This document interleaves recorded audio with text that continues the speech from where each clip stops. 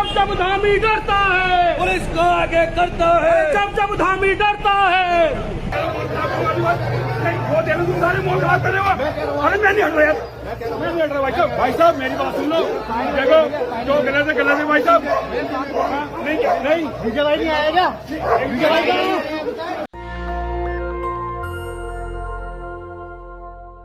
ये वीडियो देखी आपने, ये है विजय रावत।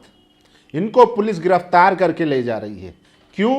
क्योंकि इन्होंने बजरंग दल के गुंडों का विरोध किया था, जो एक बुजुर्ग मुस्लिम चाचा को मारने आए थे, उनको धमकाने आए थे। अब ये दूसरी वीडियो देखी आपने। दूसरी वीडियो है सोशल मीडिया पर रातों रात स्टार बने मोहम्मद दीपक की है। दीपक के घर का घेराव किया जा रहा है। सोचिए, उत्तराखंड के जितने भी हिंदुत्ववादी संगठन हैं, सब दीपक और विजय के घर पहुंच चुके हैं। क्यों? क्योंकि वो इंसानियत को मानते हैं। क्यों? क्योंकि उन्होंने एक गरीब की मदद की थी।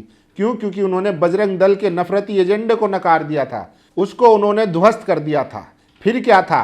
पूरे प्रदेश के जितने भी सो कॉल्ड धर्म रक्षक हैं, हिंदुत्ववादी संगठन हैं, सारे के सारे लाव लश्कर लेकर दीपक और विजय के घर पहुंच गए।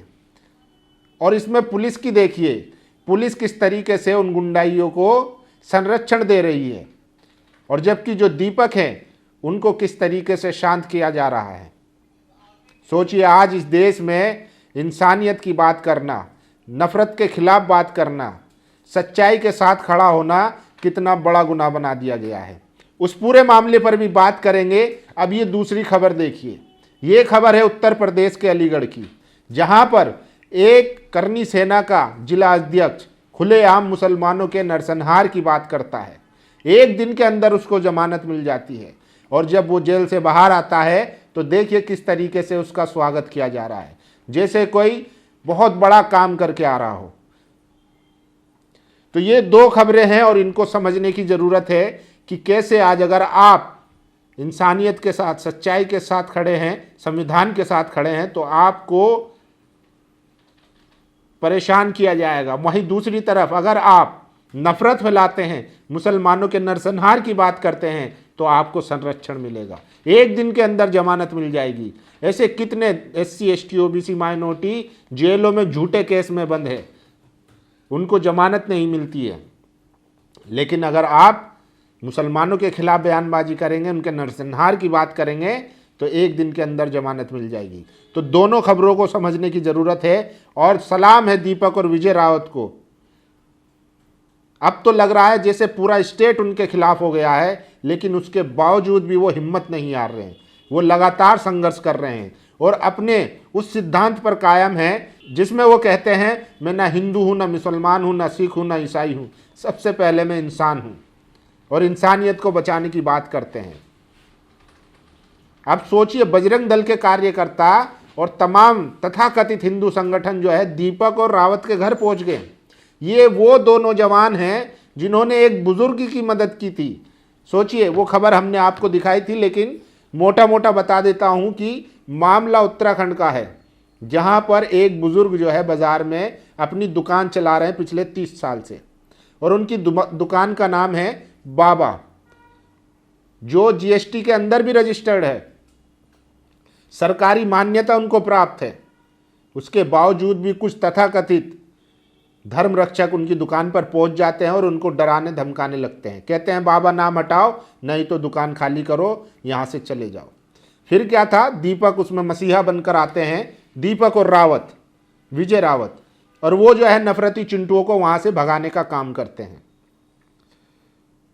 फिर क्या था? अब जो है दीपक और रावत को ही निशाने पर लिया जा रहा है। पूरे प्रदेश के जो तथाकथित हिंदू रक्षक हैं वो उनके घरों पर पहुंच गए चढ़ाई करने, और सोचिए पुलिस तमाशाई बनी हुई है, और विजय रावत को तो पुलिस खुद डिटेन कर ले जा रही है। क्यों? क्योंकि उसने सच्चाई का साथ दिया था, उसने इंसानियत का साथ दिया था। ये दोनों लगातार एक ही मैसेज दे रहे थे कि भाई ये देश नफरत में मत बांटो, इसको आपस में मत लड़ो। यहाँ भारत में सब हिंदू मुस्लिम सिख ईसाई, लेकिन सब भारतीय हैं। लेकिन जिन लोगों की दुकान नफरत से चलती है, सोचिए इसी प्रदेश में अभी कुछ दिन पहले इन नफरती चिंटुओं ने ही एक नॉर्थ ईस्ट के छात्र की हत्या कर दी थी। एंजल चकमा नाम था उसका। पुलिस ने उनके खिलाफ क्या कार्रवाई की, लेकिन विजय रावत के घर पहुंच जाती है उसको डिटेन करने, दीपक के घर पहुंच जाती है उसको भी सबक सिखाने। सोचिए, पूरा स्टेट जो है एक कम्युनिटी के खिलाफ लगातार लगा हुआ है और इनको संरक्षण दे रहा है। लेकिन सलाम है दीपक को, जो इतना दबाव होने के बावजूद भी वो हिम्मत नहीं आ रहे, अभी भी वो संघर्ष कर रहे हैं, लड़ रहे हैं। अब देखना यह है कि पुलिस क्या करती है, क्या इन्हीं को जेल में डालेगी? सबसे बड़ा सवाल यही है, क्योंकि हो यही रहा है कि जो सच्चाई का साथ देता है उसी को जेल में डाल दिया जाता है। तो विजय रावत के डिटेन करने की तस्वीरें तो आई हैं, लेकिन दीपक जो संघर्ष कर रहे हैं, जो पुलिस से कह रहे हैं कि भाई साहब मैं चुप नहीं बैठूंगा, उनके डिटेन करने की तस्वीरें कब आती है ये भी देखने वाली बात है। लेकिन जो खुलेआम भीड़ ले जाकर उनके घरों पर धावा बोल दिया, पुलिस खड़ी हुई है, तमाशाई बनी हुई है। जो अपराधी होते हैं, जो हत्याएं करते हैं, उनके खिलाफ इनका डंडा नहीं चलता। लेकिन जो इंसाफ की बात करते हैं, जो सबके बराबरी होने की बात करते हैं, उनके खिलाफ ये सख्ती दिखाते हैं। इसीलिए अभी इलाहाबाद हाई कोर्ट ने यूपी पुलिस को फटकार लगाई है कि फर्जी एनकाउंटर मत कीजिए। रील बनाने के चक्कर में, प्रमोशन लेने के चक्कर में, अपने सीनियरों को खुश करने के लिए आपने कानून की धज्जियां उड़ा रखी है। तो पूरा मामला जानिए। एक तरफ करनी सेना का अलीगढ़ का वो सचिन राघव है जो खुलेआम कहता है कि आप मुझे खून दो, मैं तुम्हें मुल्लों से आज़ादी दूंगा। उसको एक दिन में जमानत मिल जाती है और उसको हीरो बना दिया जाता है। एक तरफ वो दो लड़के हैं, विजय रावत और दीपक कुमार, जो आज भी भाईचारे इंसानियत के साथ खड़े हैं। सोचिए, एक एक करके मैं आपको खबर बता देता हूं, इस देश को कितने खतरनाक मोड़ पर लाकर खड़ा कर दिया है सिर्फ सत्ता के लोभ के लिए। देखिए किस तरीके से लगातार मुसलमानों से आज़ादी दिलाने वाला एक दिन में रिहा हो गया। उत्तर प्रदेश के अलीगढ़ में गोरक्षक सचिन राघव ने मुसलमानों पर आपत्तिजनक टिप्पणी की थी, उसे गिरफ्तारी के एक दिन बाद जमानत पर रिहा कर दिया गया। इतना फास्ट न्याय की उम्मीद मुसलमानों के लिए भी की जा सकती है क्या? सोचिए, आप नफरत फैलाइए तो आपको सत्ता का संरक्षण मिलेगा। और वहीं ये दूसरी खबर देखिए, कोट द्वार में एक मुस्लिम व्यक्ति की दुकान का नाम बाबा स्कूल ड्रेस है। कल हिंदू संगठनों ने बाबा शब्द पर आपत्ति जताई और इसे हटाने को कहा। दीपक नाम के इस शख्स ने इसका विरोध करते हुए हिंदू संगठन कार्यकर्ताओं को भगा दिया। आज देहरादून ऋषिकेश से हिंदू संगठनों के सैकड़ों कार्यकर्ता दीपक को भुगतने के लिए कोटद्वार पहुंच गए। पुलिस ने जैसे तैसे मामला शांत कराया। हिंदू संगठनों का तर्क है कि बाबा नाम कोटद्वार में सिद्ध बलि मंदिर से जुड़ा हुआ है, जो मुस्लिम व्यक्ति की दुकान पर लिखा जाना स्वीकार नहीं है। सोचिए, अब ये तय करेंगे कि किसका नाम कहाँ लिखा जाना है। और ये वो व्यक्ति है जो खुलेआम कह रहा है कि आप सुभाष चंद्र बोस की जो स्टैचू है उस पर माला अर्पण करने के बाद कह रहा है, इन्होंने कहा था तुम मुझे खून दो मैं आज़ादी दूंगा। ये कह रहा है कि तुम मुझे खून दो मैं तुम्हें मुल्लों से आज़ादी दूंगा। तो मुसलमानों के खिलाफ नफरती बयान, उनके जेनोसाइड की कॉल मामूल बन गई है। इसको नॉर्मलाइज कर दिया गया है और इसीलिए आप देखते हैं कि आए दिन कहीं भी किसी भी मुस्लिम की लिंचिंग हो जाती है। और ये देखिए, उत्तराखंड पुलिस बताने का कष्ट करेगी कि विजय रावत को क्यों गिरफ्तार किया गया है। बजरंग दल के इशारों पर यह सब किया जा रहा है। ये विजय रावत है मोहम्मद दीपक के साथी, जिन्होंने उन नफरती बजरंग दलियों को भगाने का काम किया था। सोचिए, आप इंसानियत की बात करेंगे, समानता की बात करेंगे, भाईचारे की बात करेंगे तो पुलिस आपको उठाकर ले जाएगी। और ये वो व्यक्ति है। अलीगढ़ में करनी सेना के जिला अध्यक्ष सचिन राघव को मुस्लिमों पर आपत्तिजनक टिप्पणी करने के मामले में गिरफ्तार किया गया था।